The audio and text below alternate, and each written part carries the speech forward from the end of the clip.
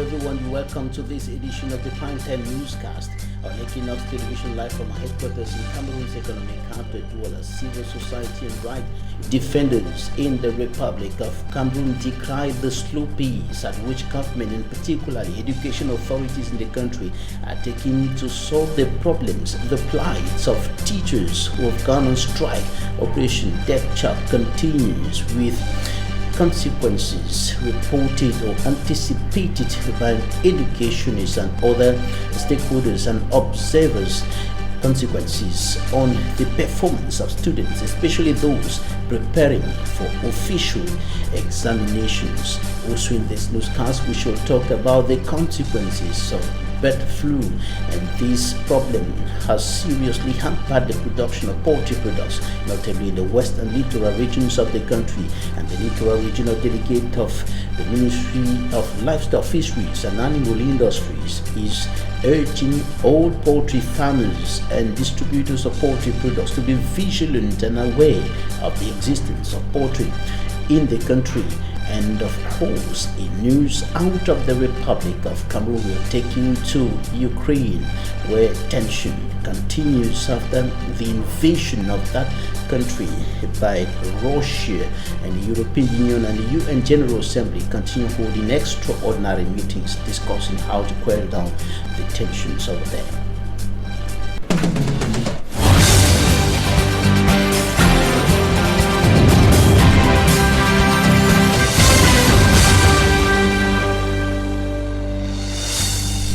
Teachers have been out of their classrooms and their chalks off the boards for more than 10 days now. An operation Dead Chalk launched by teachers, notably those of the secondary education sector, those of government schools across the Republic, continues, and the civil society and right defenders, notably those working in the area of child right and the right to education, are decrying the slow pace at which government is taking to solve the problems, the plight of these teachers who are decrying of poor working conditions, and urging government to take urgent measures and actions to improve on their working conditions. The classrooms are still deserted by the teachers. We went to some schools here in Cameroon's economic capital, Douala, and Malaglory reports. Equinoxe a fait une émission et a dit que le ministre est venu ici, il a fait un discours et il nous a... Right, we'll be coming back to that report of Malaglory on the strike action of teachers continuing across the Republic. She was in some of the schools, including Government Bilingual High School Dedo, here in Cameroon's economic capital, where the teachers are also out of their classrooms. They've put down their chalks and their pens, and they have said that they are in solidarity with all the government school teachers across the Republic, and the mounting pressure, piling pressure on the education authorities and the government of the country as a whole to solve their problems. This is the report of Malaglory. Enough is enough, or rather, on a trop supporté. We have persevered enough, a slogan used by teachers. This was at Government Bilingual High School Dedo, Government High School Equinoxe, and other public schools in the city of Douala this Tuesday morning. Classes were interrupted as teachers of the schools joined their counterparts from all over the country in a strike action, which was named Operation Dead Chalk. These to denounce the teachers' poor working conditions. We are supporting this movement on a trop supporté OTS. We have many revendications as we are waiting for familiar allocations. We have our advancement that have not been signed, and the government is not accompanying us. In GHS Equinoxe, the teachers abandoned the examination classrooms to express their depression. There are people amongst us, since they left school, they haven't received any salary. We want advancement and bonuses because we work too hard. parce que l'enseignant travaille beaucoup. According to the teachers, the main reason is not only the lack of satisfaction in the face of financial management of files, but the silence of the authorities despite the distress calls. The basic education sector in the Republic of Cameroon seems to be silent, but beneath the silence, there are plethora of problems plaguing that sector, plaguing teachers of that sector who are complaining of poor and very poor working conditions. And in some of the schools, the teachers are teaching and the pupils learning in precarious conditions, especially in remote areas of the Republic of Cameroon, but also in the major cities like Douala. And in the Douala 4 subdivision, there is a school, the government primary school, Ngwelem, that has been existing for several years today. But the pupils are studying in very poor conditions. And 3 years ago, the Minister of Basic Education, Professor Laurent Seche-Tundingwa, was there after watching a report on the state of that school on Equinoxe television, and he promised that the school was going to be reconstructed and proper structures put up for students to study there. But nothing has been done to date. And the minister is in Cameroon's economic capital. While we talked to him, we put this question to him: why are the pupils still studying in precarious conditions in government primary school? Well, this is what he said. Equinoxe a fait une émission et a dit que le ministre est venu ici, il a fait un discours et il nous a promis une école témoin. Je suis allé sur le site avec le gouverneur. Après moi, le préfet est allé une fois, le sous-préfet, le représentant régional des domaines et affaires foncières et tout. Je veux dire que ça fait 2 ans que nous avons des budgets de 500 millions. On n'a pas de site. Et nous sommes arrivés à la conclusion selon laquelle nous allons arranger cette école-là. Je le redirai demain à la presse. Nous allons l'arranger. L'école qui est là, même quand elle est dans un état... Il y a un site qui avait été donné. Non, il y a eu des problèmes. Dans le site qui avait été... Le deuxième site qui avait été donné a eu des problèmes. C'est lui qui t'a donné le deuxième site. Voilà. Et il y a eu des problèmes quand l'entrepreneur est venu là. Bon, on nous a dit au Minepat qu'on ne nous donne plus cet argent en 2023. C'est la raison pour laquelle nous avons déjà déplacé cet investissement dans la Sanaga maritime. Donc cette école, le projet... Non, il ne sera plus là parce que ce n'est pas de notre fait. Nous, on est avec le site. S'il faut même faire quelque chose là, il faut aller en profondeur pour mettre les semelles du bâtiment à plus de 1,50 m, 2 m. Basic Education Professor Laurent Seche-Tundingwa talking there about the precarious conditions in which pupils are studying in government primary school Ngwele in the Douala 4 subdivision, and it is practically the same thing in many schools, in many rural areas, in the far north, in the north, in the east, in the northwest, in the southwest, and across the Republic of Cameroon. Pupils are studying in even worse conditions than what you saw in those images in government primary school Ngwele here in Cameroon's economic capital Douala. Now we're going to talk about bird flu and the resurfacing of this animal health problem, or this problem of health is causing enormous trouble in the area of persons who are doing business in the poultry farming, and of course many of them are finding it quite difficult to go on with business, and this is affecting the prices of poultry products on the market, and the output is that, or the consequence is that households are unable to meet up with the demands of the poultry farmers and distributors of poultry products. Details with Equinoxe.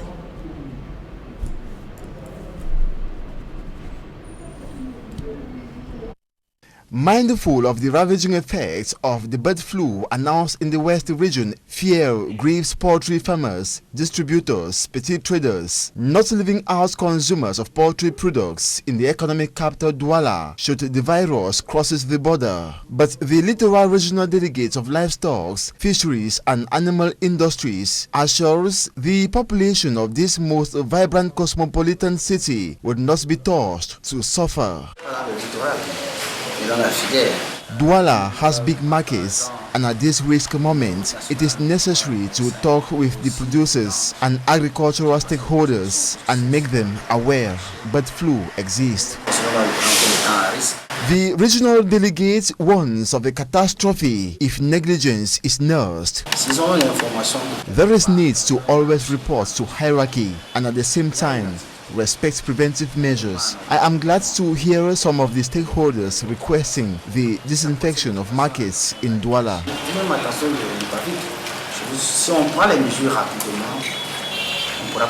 Some measures taken to prevent the infiltration of bird flu from the west region into the littoral region include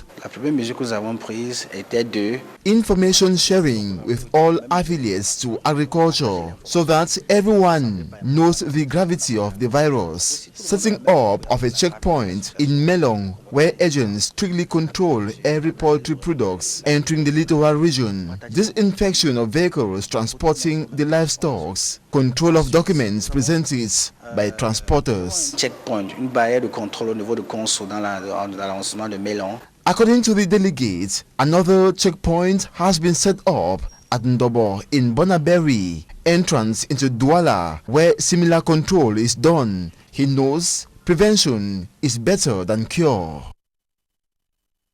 Authorities of the Logun and Shari division in the far north region of the Republic of Cameroon are fighting to stop a repeat of the clashes between the Muslim and the Shua Arab communities in that part of the country. The recent conflicts between those two communities left at least 44 persons dead and 15,000 persons internally displaced, as well as 85,000 refugees, persons who fled their homes to neighboring Chad, and they are struggling now to ensure that this does not happen again. For me, Armstrong Sunday. Stretched on a surface area of 12,133 meters square, the Logun and Shari division is battling with the effects of climate change and the consequences of an exponential demographic growth. This has been at the basis of frequent intercommunal clashes between Muslim sedentary farmers and Arab Shua nomadic herders, as confirmed by the Far North Regional Governor, Midiawo Bakari, and an elite of the Logun and Shari division, who says the frequent conflict in the division is centered on poverty. Preoccupied by the recent deadly clashes in the division that led to over 15,000 internally displaced persons, several killings, and over 85,000 refugees in the neighboring Republic of Chad, the Integrated Rural Development Program for the Logun and Shari division wants to make a difference. The program says focus will be on a sustainable resolution of conflict centered on creating a sustainable and peaceful cohabitation between Arab Shuas and Muslims. Governor Mejiawo Bakari says the program, code-named the PDRI, is designed to address the direct problems of the local farmers and grazers. For the year 2022, the program has been dished a budget of over 7 billion francs CFA for its activities, which the coordinator, Mr. Madi Ali, says will have as priority infrastructural development, the provision of basic social amenities, and the social integration of youth. Coming out of a troubling period, I'll say the plan and the projects of the PDRI will do a lot for the division if well implemented. To completely remove the division from poverty and conflict, the Integrated Rural Program says it will reinforce the capacity of local farmers and empower them to independently manage their activities and resources. The new phone of Bay Village in the Subdivision, Northwest region of the Republic of Cameroon, His Royal Highness Mukomji says he is determined and committed to continue working for the well-being, peace and stability of his community. He was speaking recently at the nation's political capital, Yaoundé, when he was presented to the people of the Northwest region as a whole, and the phone of Bay Center is coming in at a very crucial time when there is instability in the whole of the northwest and southwest regions of the Republic of Cameroon, and some 50 phones from the northwest region presented the new phone of B Village Center Subdivision to the northwest population in Yaoundé and other friends. And phone Mokomjie III was presented to the population during a ceremony punctuated by a rich cultural display from the grass field. And of course, the phone was presented to the people there in Yaoundé in the presence of some other traditional rulers who came to take part in the ceremony, notably those from the east region of the country who handed over some symbolic gifts to the phone of B. Now take a listen to the phone of B, His Royal Highness Mokomje, and two elite of Santa Subdivision, Northwest region of Cameroon. I feel elated to stand here today for what I'm seeing, for the population accepting me from home. I thought when I had the population at home, I thought maybe it was because I was at home. But coming here, the same population has come down, multiplied with the population around this vicinity. I feel happy that people have accepted me, and it's a challenge for me to work more harder so that I can meet up with their expectations. When I talk about working in justice, that's the first responsibility of the fund. You know, there are always problems in the village at the village level, land dispute, small problems, small disputes between families and the rest. The fund must make sure it gives the rightful justice so that peace will always reign in Sondom and development will follow. I am calling on them to live here in peace and to transfer the peace back home. Because without peace, we cannot do anything. We are happy here because there's peace here. So back at home, they should call on their brothers, they should call on all of their brothers, those that have been misled, to come and let's sit on the table, bring peace in our region, develop our region. That is the first thing that can make the Northwest to be known all over the world. Peace should come back to the Northwest region. Our fund is a young, dynamic fund. He's a developer. He has succeeded in his business. He has succeeded in his education. He has succeeded in his job. So we, the elite, are privileged to have such a fund to rule our village. We are going to give him all the support he gives, all the advices. I've been crowned an advisor today. So I shall give him all my advice, all my encouragement, and everything he will need to succeed to rule this village. We have a leader who has come in at the right time, because this is the time when, as you all know, we are going through a lot. There are a lot of challenges. We are facing a lot. I don't want to go into the details, but we believe that God has given us the right person in the right place at the right time to move forward, and we are all behind him to support him in that regard. Now, in news out of Cameroon, the United Nations General Assembly continues its extraordinary special assembly discussing the Russian invasion of Ukraine. And of course, the European Parliament is holding an extraordinary debate on Russia's invasion of Ukraine. And a statement from the president of Ukraine was expected during that conclave of the European parliamentarians who are discussing how to quell down the tensions in Ukraine with the invasion of the country, the continuous invasion of the country by Russia.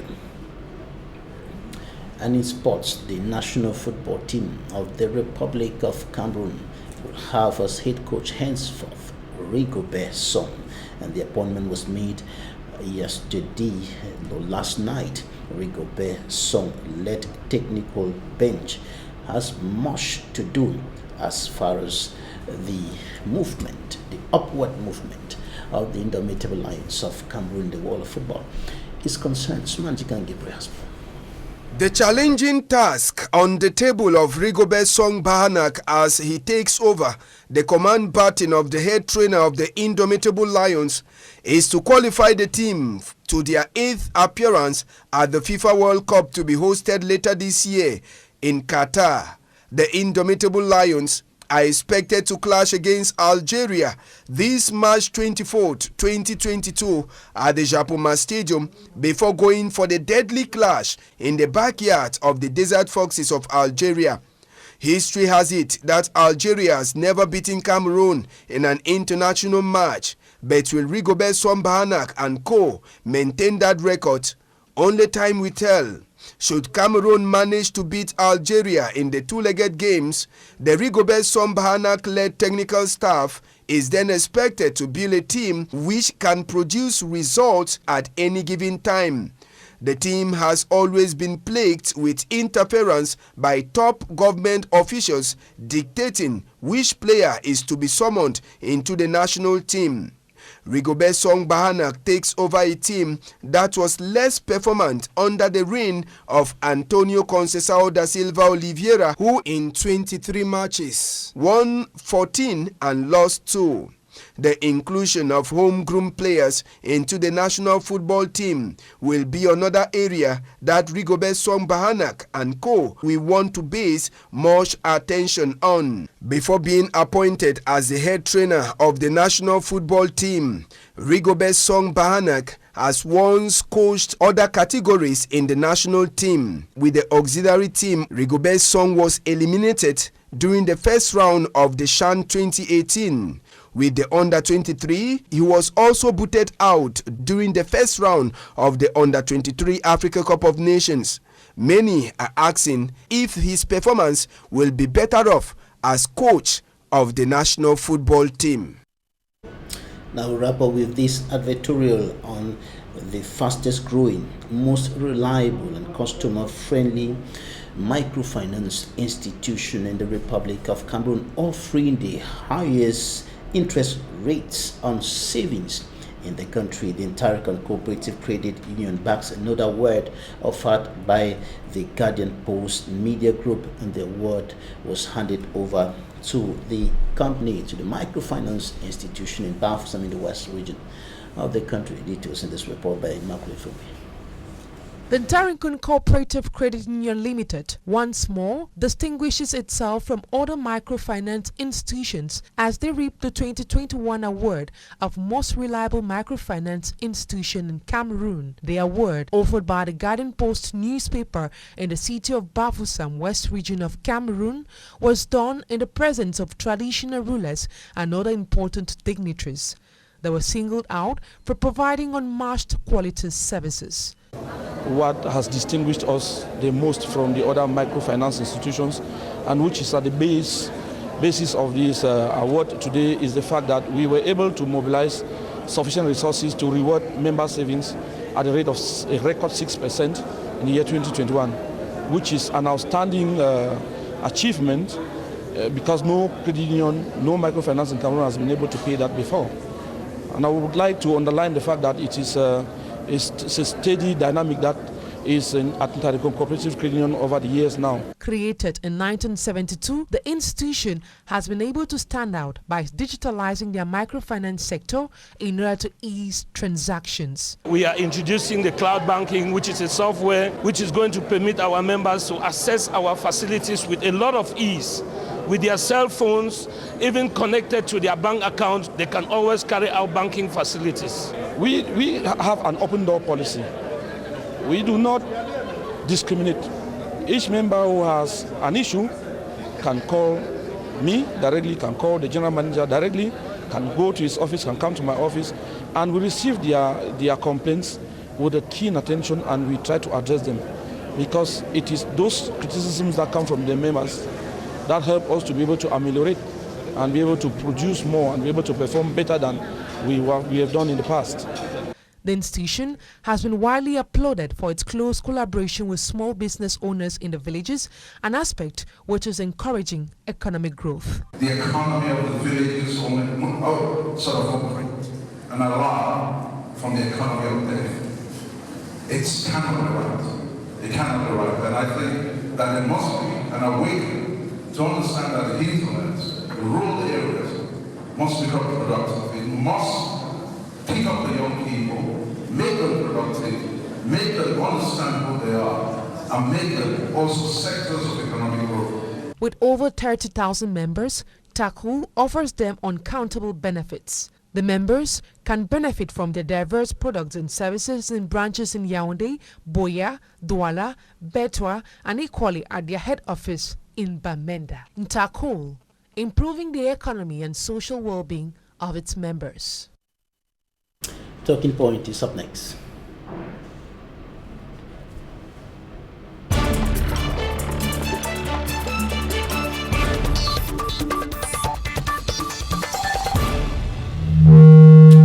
Cameroon-born barrister Aneneba Innocent Akufo-Addo, Counselor at Law in New York, United States of America, human rights defender and major proponent of decolonization, joins us from New York. Barrister, you're welcome. As always, Mr. Miller, it's a real pleasure being on Equinoxe. Again, thank you so much for having me on your prestigious platform, and to all the Equinoxe viewers, I hope we have a very beautiful program today. All right, thank you, Barrister. What does the war in Ukraine mean to Africa? Well, according to the Brookings Institute, which is a very well-respected think tank here in the United States, it is left-leaning but very centrist in its policies.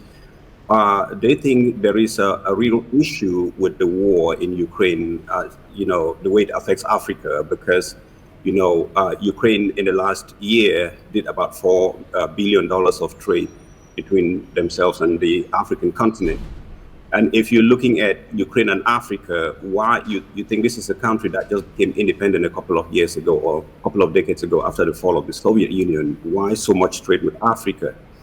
And of course, when we're talking about trade with Africa, it's mostly the Sahel regions, which is not Africa, because southern of the Sahara, they're not much involved. That's why you don't know much about them. But yes, they do involve in African trade. And this happened when the Soviet Union, the USSR itself, was in a very strong and burgeoning, counterforce to democracy in the world. So Russia had to go through Ukraine to get to Africa, to train doctors, train engineers in Ukraine, and that's why today you find about 4,000 Nigerians in Ukraine studying, in about 8,000 Moroccans in Ukraine studying. So it has really impacted Africa, especially, as I said, those north of the Sahel. That's in the domain of economy. The impact is going to be far-reaching from what you're explaining now, and from the economic cooperation between those two nations and African nations. The impact could be far-reaching. Yes. It could. I mean, if we look at the economics, you also look at the political aspect also of this particular conflict in Ukraine. I don't know if you want us to digress the issue about Ukraine and Russia. I always go back and I look at Andrei Gide, and he said, as long as man is oppressed and downtrodden, as long as the compulsion of social injustice keeps him in subjection, we are at liberty to hope much from the not too burgeoned from the latent fertility of the fallow class.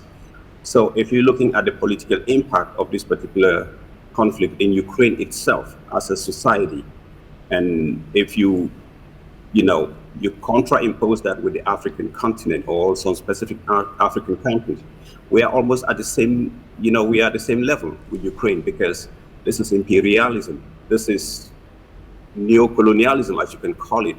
The fact that it's happening between two Caucasian countries does not really dim the fact that this is what it's not supposed to be. Huge nations with lots of ammunition and military power should not just oppress minor nations because they're not able to sustain themselves. I think Ukraine is a democracy. Ukraine is an independent country. It's a sovereign state, and another state should not just come and impose their will on them because they are mighty. We do understand all the dynamics between Russia and Ukraine, their historical value between themselves, or having ethnic Russians living in Ukraine. But again, we cannot revisit the Cold War because the Cold War came to pass. That was a war fought on ideology, and the West won. Russia lost, and they have to accept it, and we have to move from there. But again, if you have to bring it to Africa, we always at the point where we look at it from, two major people conflicting, and you right there, you are absolutely bearing the brunt of it, because we have exactly the same thing happening with us in Africa, where huge nations, huge empires, put it that way, in a fight to tussle for our resources, have put our societies back in absolute subjection to their whims and caprices. And that's exactly what Ukraine is saying no to Russia. You cannot really just come here and invade a sovereign state because you want our resources or you want us to be part of the country. You understand? So if you're looking at the African continent also, this is exactly what's happening. If you look at the French Empire in Africa, that's what Africans don't want. And that's what has really caused lots of the coup d'etats in the Western African part of the country, of the continent, because they reject all that stuff. And in that perspective, what are the implications for Pan-African solidarity and adherence to multilateralism increasingly becoming uncertain? Well, Mr. Babile, I was just listening to a report on CNN on my way to work today, where there was a Cameroonian student studying in Ukraine, and she could not get on the train because, she was black. She was shoved out of the train because they want Ukrainians to go back there. And this enforces the issue that, you have to look at your own people and respect and treat them correctly. You don't have to push them to go and seek, green pasture somewhere else, because we have it all in Africa. And this is the issue of Pan-Africanism. We have to look for people who can absolutely assist Africans to move away from their dependence on Western powers. The world it's a conflagration of lots of people, lots of empires, lots of economies and political ideologies. But we have to sift between those and see exactly what really benefits Africa, and not stoop to the West and be subjected to what we are today. So as a Pan-Africanist, somebody who loves Africa to the core, I would want us to read. You look at the president of Ukraine, what he has done so far, I think we hail him, because he has stood there in a T-shirt addressing the European Parliament and telling them, please come to our assistance. He stand there in boldface. He visited the conference in Munich, try to persuade them to assist his country. That's what we need of African leaders. We don't need people who go and shy in front of the Western leaders because they want bribes or they want to fill their pockets. No, stand for your people. Don't stand for yourself. If you stand for your people, they respect you more. Because Mr. Zelensky is being respected because he stood for his people. He does not stand for himself. He is prepared to die. If African leaders are prepared to die for themselves, I bet you the West will respect you. But if you go there with a big bowl begging and pleading that please come and invest and take 3/4 of the share to go share with your economy, no, that's not where the West will look at you as a very sane and smart person. They will take it as a sign of weakness, and they will always dominate you. So in terms of Pan-Africanism, I'm pleading to all our brothers and sisters that we should put Africa first. When Mr. Trump, the former president of the United States, said America first, we might look at it from a myopic view, but I think that is what it's supposed to be. It has to be your country first before any other person that's coming to work with you. If you put that at the fore, I bet you would benefit well in every negotiation that you're doing with a foreign power. Now, Eli, you compared what is happening in Ukraine, that is Russia's invasion of Ukraine, to neocolonialism in Africa today. What lessons can African nations learn or pick out of Russia or Ukraine's resistance to Russia?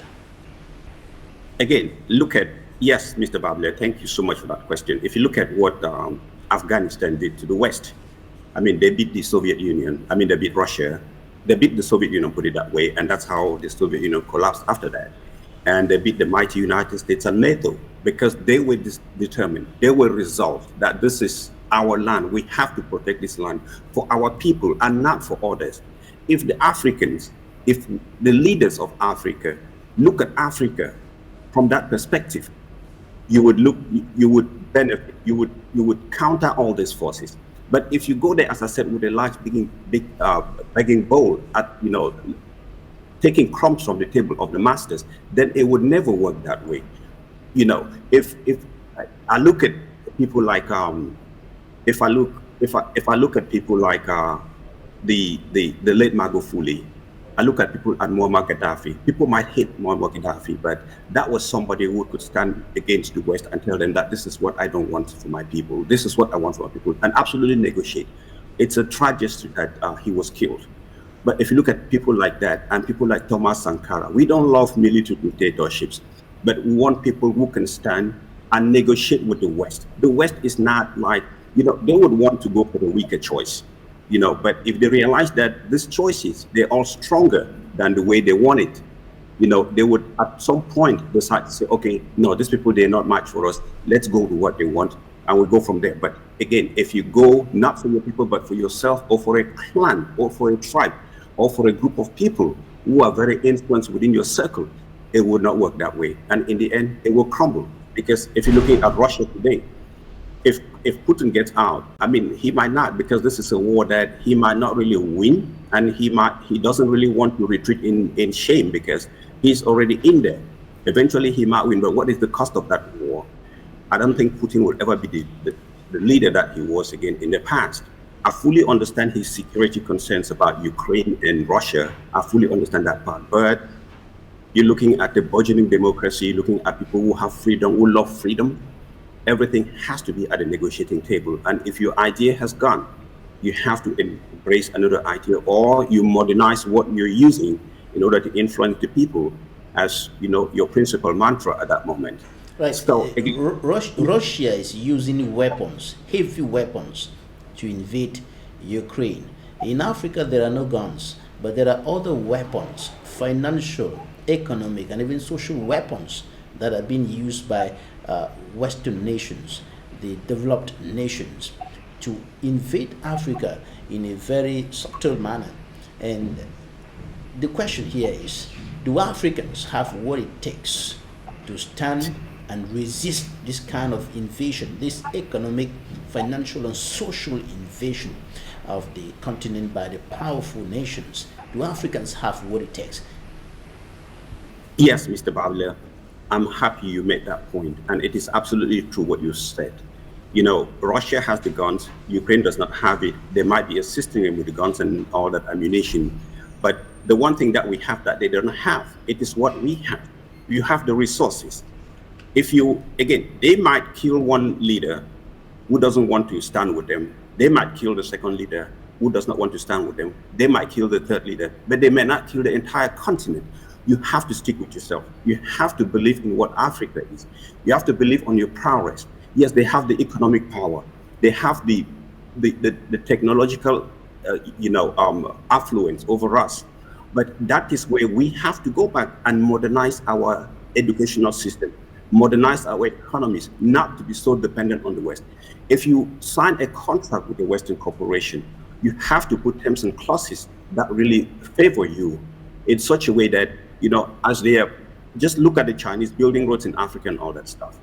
If you bring your engineers, make it as a prerequisite of signing that contract that you must train XYZ number of engineers so that when you leave, they would maintain those roads.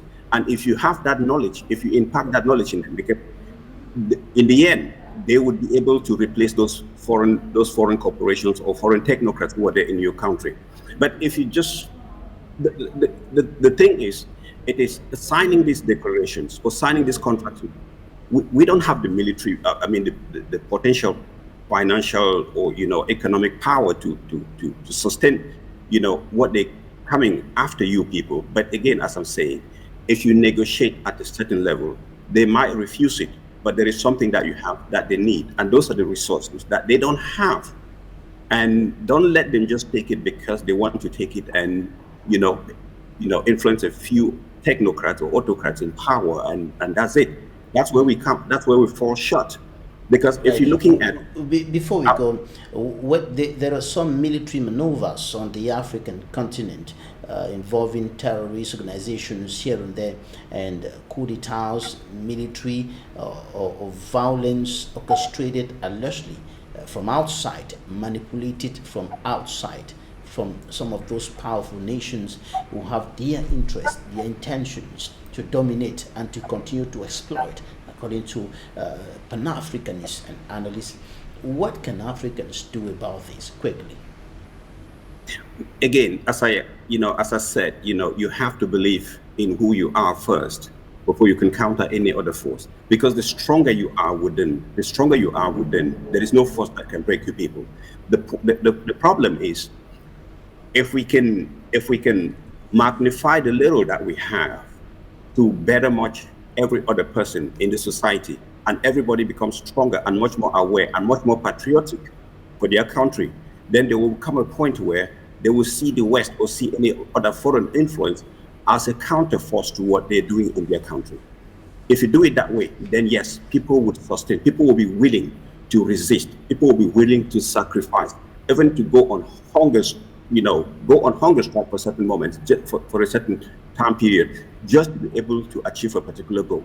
Because as I said, if you bring in the military power because you have people who are there to assist you, that is exactly what they've done in the past. But because of the laxity in which we've put our resources in the hands of our people, you've not made it to everybody to be able to assist themselves in order to withstand this foreign influence. And again, we always begin with the educational system first. And I would like to cite Cameroon because I know what Cameroon is. I'm telling you, if teachers are on strike right now. Teachers have been on strike in Cameroon for over more than 10 days today, over poor working conditions, poor treatment by government. Well, the thing is, they keep on going on strike. They should not go back to classes until the government comes down to them. The thing is, at some point, you see, like when the strike started, one minister or somebody in Cameroon said the lawyers will be hungry, they will come back to court. You have to stand your ground. You have to be able to resist for a long time period, because the government is made of people like you and myself, and at some point they would have to succumb to the wills of the people. If you again, as I said here, the people are oppressed and downtrodden. It gets to a point where the fertility of the fallow class would be something that would burgeon and overthrow the government. You don't need violence. You don't need ammunition to overthrow the government. Right. Barrister Neneba Innocent Akufo, thank you so much for your time. We caught up here. Thank you. We'll be coming back some other day to continue analyzing these very pertinent issues concerning the people of Cameroon and the rest of the African continent. Thank you for your time. Thanks, ladies and gentlemen, for staying with us. That's it for today. Goodbye.